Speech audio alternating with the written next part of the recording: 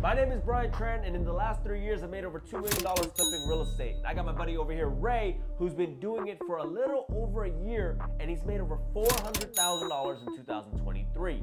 Now, stay tuned, because we're gonna break down some of the pitfalls, some of the things to avoid, some forecasts, and some tips that you can use to make sure that 2024 is the best year for you as a flipper. Let's go. So what's up, Ray? So tell us, how long have you been flipping real estate for?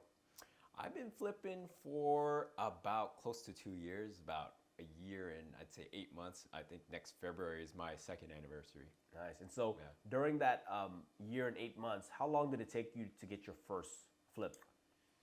For my first flip, it took me, I want to say 5 or 6 months with following up and ramping up. It took a lot for me to make that first call and be consistent. So. But I was still blessed to get something in that short of a time. And so the first one was 5 to 6 months, and then how fast did the second deal come? I think it was pretty shortly after, I'd say a month after, but through like a realtor referral. So it's a little different. It's when you're talking directly to a seller versus your network. So the first one was direct to seller. Mm-hmm. The second one was a realtor referral. Mm-hmm. Nice. And then so during your whole career now, how many homes have you flipped? We exited 4 so far, and we got 1 on the way. So we acquired that one maybe a couple months ago, and just waiting to flip it. And then how much have you made flipping homes? Geez, let's see, three, maybe 400,000. Okay, just yours? Yeah, just my share. Nice. So about 2 years, a year and 8 months of work, about 400,000. So about 200,000 a year. You can kind of say. Yeah. You happy with that? I do want more, but it's a good start for sure. I'm blessed to have that, and I'm not complaining with that, but I definitely want to reach a definitely higher level and get to a point where it actually changes my life, because my W-2 was pretty much paying me that. 200,000 is just not going to change your life. No, right? It's not. Not living in the Bay Area. We're paying for mortgages. We're paying like $2,000 a kid just for daycare. It's not cheap. So Ray, did you need a lot of money to start flipping? Honestly, that's what I thought going in. And I cashed out refi'd on my primary home just for this purpose, to have that runway, to have money to invest. But when I finally got into it and started doing the actual, flipping, I didn't need it. There was hard money lenders, private money lenders willing to shell out money because they're going to see a double-digit ROI. So you flipped properties with none of your own money. Exactly. Is that correct? Well, none of my money went into the property, but it did, give me a runway. Yeah, pay for your food and coffee and stuff. Exactly. But basically, to explain to some of the new flippers, a hard money lender will give you 80%, typically. Up to 90%. Up to 90%, but let's just say 80 because you're new. Yeah. Right? Maybe 70. And then if it's a good enough project, you get a second private investor, which could be your family, your friend, right, for the extra 20%. Yeah. And then whatever construction is, you get that too. Yeah. Hard money will loan on 100% of the rehab. So you don't even have to shell out money for that if you don't want to get private money. Yeah. So it's zero. You busted that myth right there. You don't need money to flip real estate. You don't need money to buy real estate. Right. You just need access to money. Yeah, and if someone asks for proof of funds, show them your partner's bank account. Yeah. So just curious, Brian, like when you started flipping in your first year, how much did you make? So I started flipping with partners in the beginning, right? So I don't actually count those because I was more of a minority. I didn't really do much.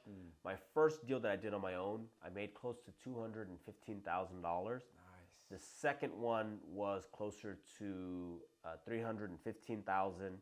But again, we were cherry picking the best deals. Yeah. We were only going after slam dunks, and I wasn't really going for volume, right? I wanted good properties, solid margins, where the comps were really strong. And so I wouldn't call it luck. Yeah. I just had very, very, very high standards. Okay. And today, a little bit different because we built up the team, and so we can handle more volume, right? We can handle 1 to 2 flips any given time per month. But before, I was working my full-time job, I was selling real estate, and so 1 flip at any given time was all I can handle. Yeah, that makes sense. You were Yeah. stacking the money to fund those flips as well, right? Exactly. So Ray, what do you think one of the first skill that a new flipper should develop first so that they can be successful like you and make $400,000? For me, communication was a big one. Developing that was most important because I'm a natural introvert. So that can be applied everywhere, like your cold calls, your prospecting, building rapport, building your network. Communication is the key to making that connection with every single person and building those relationships that will eventually turn into a deal or whatever it is, a business partner or something. And so how were you able to build your communication skill? What I did was just start calling, messing up a lot, going to networking events, and just putting myself out there, right? I normally wasn't one to put myself in an uncomfortable situation, but by doing that, I forced myself to communicate, first of all, and just get out there and get used to being uncomfortable. And that naturally, I think, helped with me building rapport with different people and working with strangers, really. All right, what about you, Brian? I mean, what do you think is a good first skill to have for a flipper? I think the first skill you have to have would be, because like some of my flips weren't direct to sellers. I was getting them mostly from wholesaler and from realtors. So I would say the first would be understanding how to analyze numbers. And that's very quick, right? I do agree that communication is 100% very necessary, but at the end of the day, it's just understanding whether or not you're going to make money or lose money on the flip. Okay, makes sense. Yeah, and if you can learn that, then you can go into any project with very little to no risk. So Ray, do you think there was anything you could have done to accelerate your success to 400,000? Absolutely. Like starting off, I didn't know what I was doing, right? I was just kind of jumping into different things, trying things out, and maybe making cold calls, maybe an hour a day. And, I didn't know what was enough. I didn't know what amount of work would generate the deal flow that I needed to sustain myself for the, next 6 to 12 months. So if I had ramped that up, a lot faster, if I had someone really pushing me to do that a little bit more, then for sure I would have found a deal within like 2-3 months. So what are some mistakes that a new flipper should avoid, you think? There's two things that I hear a lot of flippers always screw up. They over speculate, right? They think that they're gonna somehow set the record in the neighborhood, and so they base the ARV, which is the after repair value, after they do all the work, at a number that is just way higher. Okay. Because they're thinking that the market's gonna go up. I don't think you're seeing a lot of flippers in today's market doing that, but instead what they're doing is they're just basing it on what's sold in the last 3 to 4 months, right? And as you know, this market's been so volatile that they're speculating that it's gonna stay at that old number. But what we've been seeing, right, is that things that were selling for 1.2 million are now selling for $1,050,000. Yeah. So if you were hoping or speculating that the market was gonna hold, and not actually watching the economic climate and saying like, hey, interest rates are continuing to decline, and not deducting that, that's a lot of flippers getting stuck. Yeah. The other thing that they're doing, and again, I see it because I'm as we're touring these properties, I'm hearing these flippers talk, right? And they're chattering, and they're going, "Oh, the kitchen's 15,000. Oh, the roof is 10,000. Oh, they're grossly underestimating the, what it costs to repair things in this market." And that, again, when you start over speculating what the home is going to sell for, and under, cutting what you think it's going to cost to repair, you're leaving yourself exposed to losing a lot of money. That's a huge gap. Yeah. So those are the two things, right? Like over speculating and not calculating the repair cost correctly. But Ray, what do you think some of the pitfalls or downfalls that these flippers should avoid? Those are definitely some good ones, like putting on the realtor hat, figuring out days on market, amount of traffic that went to that house. I would agree. Those are the top ones. If I were to pick on another one, I would say reaching for the deal. Like kind of overspending, thinking like you're saying, you're speculating it's going to go up or something like that. When you said reaching for the deal, I actually thought like doing deals just to do deals. Yeah, Is that what you mean? Yeah, exactly. Like kind of putting your standards on the back burner and just saying, hey, I just need to get a deal, just to get it done, just to maybe keep my workers working if you do have in-house construction, or just to keep, people busy.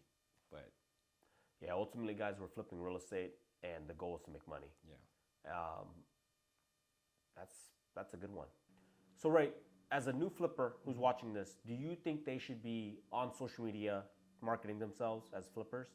I think starting off, they shouldn't go too hard on social media just because there's not a lot of content for them to film, right? They're just trying to get their first deal, and they haven't even gone through the whole flip process. But once they maybe gone through one flip and filmed all that content and, built that image where they're actually an established flipper, then they can start posting more and more content using the projects they're, have experience in, versus, going in cold and, acting like you are the flipper without any kind of success or any kind of stories to share. I would actually say that I get where you're coming from, but I would say as a new flipper, they don't have to come off as the professional, but maybe they can document the journey. They can document and interview other flippers, and that's pretty easy to do. All you have to do is go to a meetup group. But I think they should definitely get more content out. Why? Because it's free, right? It's always good to build your brand. It's always good to build your following, because even though they may not be the professional yet, we don't know who's in their sphere that has an ugly home, That's true. that has, an aunt that doesn't want to, sell the house traditionally, or, whatever the case. So I think they should just come off and do it first, because social media, with the click of a button, you can reach hundreds, thousands of people, and it's free, right? Instagram isn't charging you per post. Whereas if you're running ads or anything like that, then yes, that's expensive. So I would say new flippers, if you want to have a successful 2024, you don't have to be the best flipper. You just have to be the most well-known. Right? No, and I I live by that philosophy. You got to be the most well-known in whatever you do, because then you want that deal flow. And you might get a deal that you may not be able to do, but then that's when you bring in people like you, me, and you joint venture and just tackle it down, tackle down the project. So ultimately, post as much as you can so that people know what you do, and whether or not they think you're a professional or not, it doesn't matter. Just let them start funneling all the deals towards you. So with your first profitable flip, you probably made a few thousand, maybe 20, 30, 40,000. What did you do with that money? Did you blow it? I didn't blow all of it. Obviously, I needed some money to live and keep my runway going, so I, carved out a little chunk of that. But most of it went back into the company, like reinvesting into more strategies to market, more strategies to generate more leads and find more deals ultimately.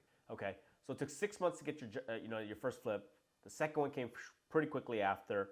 About a year and 8 months in, you're now pulling in about 400,000. With 2024, what's the goal? How much do you want to make? For 2024, I want to do, I think a good target is one project per month, one flip project. So about 10 to 12 properties, maybe making 150 to 200,000 each. Let's just say 150 on average. So about $1.5 to $2 million, I think, would be a good goal for next year, and that's just for flipping.